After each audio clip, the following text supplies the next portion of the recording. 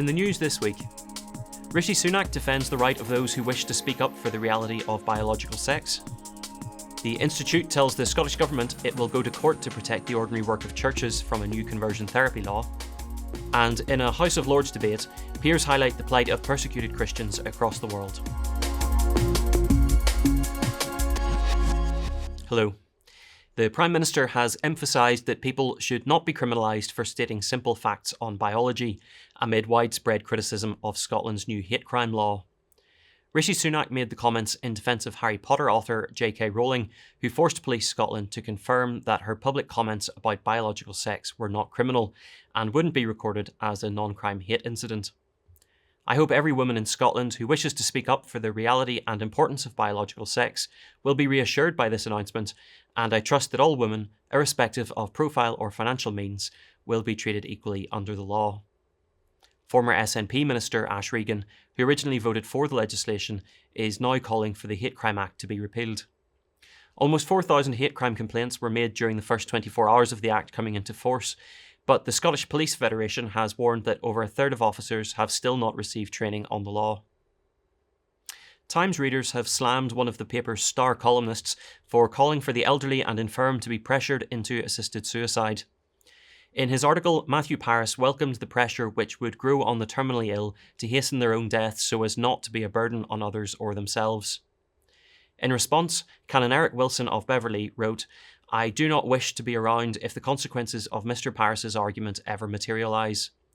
The taboo that he suggests should be lifted must essentially be the Judeo-Christian belief in the value of each human as made in the image of God and loved by God, which has informed the development of Western laws and civilization." The Christian Institute's Kieran Kelly said, "Parris offers a stark glimpse into a mindset that abandons compassion arguments in favour of a position which is truly chilling, that vulnerable people feeling pressure to get it over with quickly for everyone's sake is not a bad thing. Legislation to permit assisted suicide is under consideration in Scotland, the Isle of Man and Jersey, with pressure to legalise the practice in the Republic of Ireland and also England and Wales."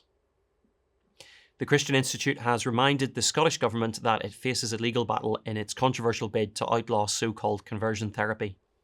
As the public consultation on the plans closed, Institute Public Affairs Officer Joanna Cook explained why the CI remains so opposed to the proposals. "We believe the proposals would impose draconian limits on everyday speech and would deal a devastating blow to gospel freedom.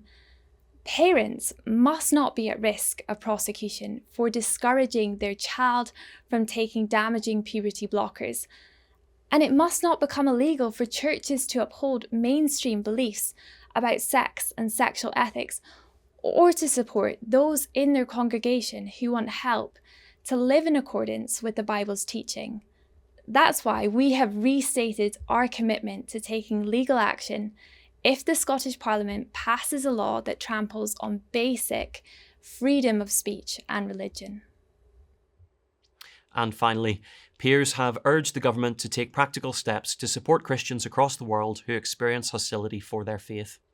In a recent debate secured by Baroness Arlene Foster, members of the House of Lords highlighted the oft underreported persecution of believers across the world.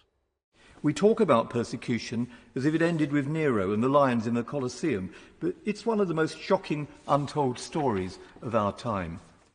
More believers are killed for their faith in Nigeria each year than anywhere else in the world. Men and boys are often specifically targeted to undermine the growth of Christian families in the future. Women and girls face abduction and sexual violence with intense pressure, exacerbated by the knowledge that sometimes their communities reject them when they come home, believing they may have become complicit with the Islamist ideology. In response, Foreign Office Minister Lord Ahmad of Wimbledon expressed deep concern at the global abuse and violation of the right to freedom of religion or belief, and said the government would continue its work seeking to protect and promote it. Well, that's all for this week. For regular updates and information on all of our stories, plus much more, visit our website at christian.org.uk. Until next time, goodbye.